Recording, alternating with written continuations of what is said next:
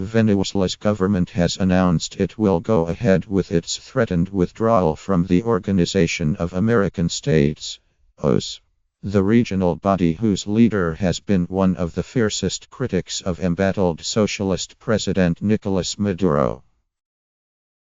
The move came on the same day as fierce confrontations in the capital between security forces and anti-government protesters who staged yet another march amid political unrest has been blamed for 29 deaths in recent weeks.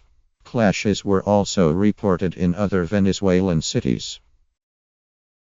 Foreign Minister Delcy Rodriguez called the OAS withdrawal after a brief but contentious meeting at the group's Washington headquarters in which its permanent council voted in favor of holding a special session to evaluate Venezuela's crisis, adding to mounting international pressure for Mr. Maduro to schedule delayed elections and free detained political activists.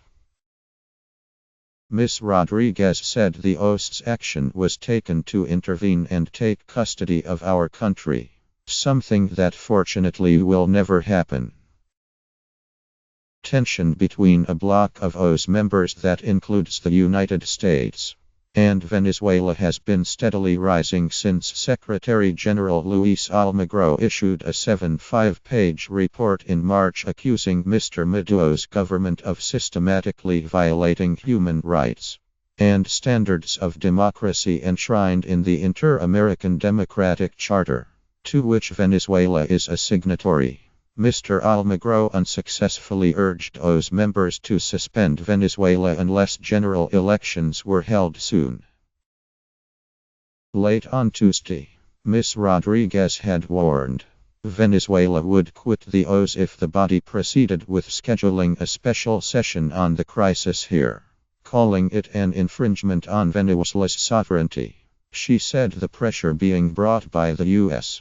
on some members like Haiti to punish Venezuela had been considerable. Withdrawing from the OAS is a 2-year process, but Ms. Rodriguez said Venezuela would immediately stop participating. Venezuela is estimated to owe the OAS about $10.5 million, £8 1 pence million, in unpaid annual dues. No country has ever withdrawn from the group since its founding in 1948. Earlier in the day, thousands of protesters marched on Caracas' main road seeking to deliver a message to the National Ombudsman, whose job is to stand up citizens' rights but who the opposition has tagged the defender of the dictator. They were met with plumes of tear gas that sent demonstrators running. The repression is very strong, Luis Florido, an opposition politician, said as clouds of the white gas swirled around him.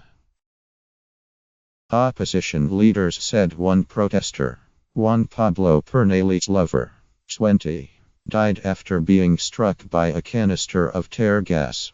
In all, 29 people have been killed, more than 400 injured and nearly 1,300 detained in the month-long unrest roiling the nation. Hundreds of thousands have taken to the streets demanding Mr. Maduro hold elections and denouncing his government as being responsible for triple-digit inflation, food shortages and a rise crime. The protests have frequently ended in violent confrontations with security forces, which have used tear gas and rubber bullets to disperse crowds. And there also have been clashes with pro-government groups. Opposition leaders have blamed armed pro-government militias known as colectivos, a number of the deaths, while government officials have accused the opposition of working with criminal gangs to foment unrest. The swell of protests is the most violent in economically struggling Venezuela since 2 months of anti-government demonstrations in 2014 resulted in dozens of deaths. Mr. Maduro has called for renewed dialogue, but opposition leaders have discarded that as an option after earlier talks collapsed in December. App.